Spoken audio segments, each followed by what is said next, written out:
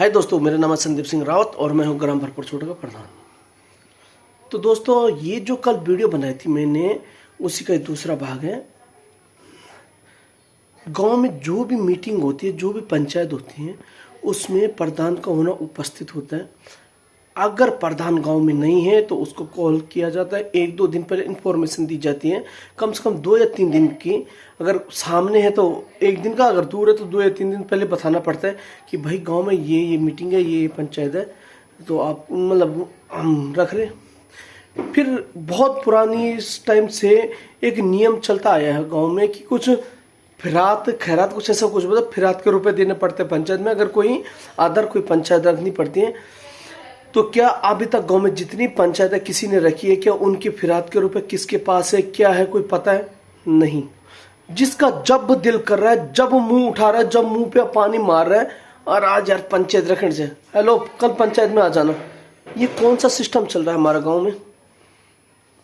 और मैं खासकर अपने वार्ड मेंबरों से भी ये रिक्वेस्ट करता हूँ, जो गांव में मेरे वार्ड मेंबर है, और उनके परिवार वालों से, कि भैया अगर कोई गांव में पंचायत रख रहा है तो उससे पहले क्लियर कर दो कि प्रधान उसमें अवेलेबल है कि नहीं है। अगर प्रधान नहीं है तो आप लोगों से रिक्वेस्ट है कि आप अपने परिवार वालों से आप भी मना कर दीजिए, क्योंकि क्या पता कुछ ऐसे डॉक्यूमेंट्स, क्या पता कुछ प्रधान के प्रति ऐसी 420 या प्रधान के प्रति कोई ऐसी षड्यंत्र रच रहा होगा कोई भी इंसान गाँव में, कि कैसे ऐसे कागजों में आपके साइन करवा दे कि जिन कागजों को बाद में आपको ही भारी पड़ जाए। क्योंकि जिस हिसाब से भरपूर की राजनीति है, सबको पता ही है वहाँ कैसे षड्यंत्र चल रहे हैं। और क्या हो रहा है, कल जो कागज मैंने अभी मेरे पास रिपोर्ट आई है ये जो कल जिन कागजों में साइन किए गए थे, उसमें मेरे ही वार्ड मेंबर के परिवार वाले भी थे, वो भी थे। इसलिए थोड़ा सा तो मुझे बैकफुट में आना पड़ा, क्योंकि भाई अगर सब ने हो, वो लोग भी है, उनको भी पता नहीं है, तो मुझे थोड़ा सा बैकफुट में आना पड़ा। इसलिए मैंने वो कार्रवाई ही रोक दी आज, कि मेरे को वो कागज वापस चाहिए। अब उसको वो कागज वापस लाने की जिम्मेदारी जो वो है ना, वन विभाग का जो सरपंच है गाँव में, वो वापस लाएगा वो कागज कहीं से भी, कि कैसे साइन है, क्या है, उसका पूरे डॉक्यूमेंट्स मुझे चेक करना है कि गाँव वालों के कैसे कागजों पे साइन कराए गए थे। दूसरी बात, गांव का कोई भी आदमी मुंह उठा के अगर ये बोले मेरे को कल पंचायत रखनी है, ये रखनी है, तो आप लोगों से रिक्वेस्ट है, इकट्ठा मत होना। उसके एक गैंग टाइप का होता है, अगर उसकी गैंग वाले इकट्ठा होते तो कोई मतलब नहीं है।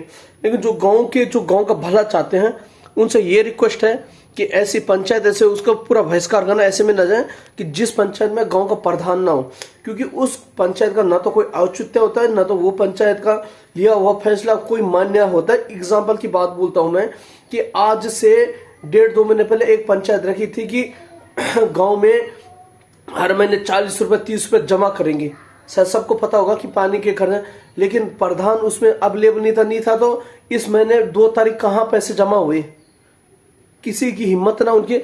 तो ये जो ऐसी पंचायतें होती है, उस पंचायत को कोई वैल्यू ही नहीं होती, जिसमें कि पंचायत का मतलब प्रधान ना हो, क्योंकि उसमें भी प्रधान नहीं था, वो भी कोई नियम बना था, उसमें मोहर नहीं लगी थी।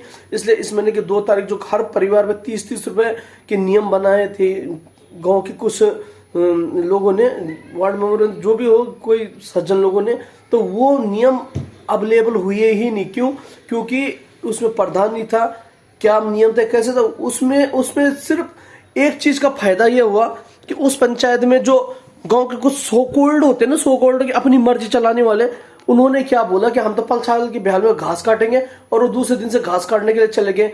बस उनको ही उस पंचायत का फायदा हुआ कि उसको घास काटने का मौका मिल गया और वो घास काटने के लिए चले गए।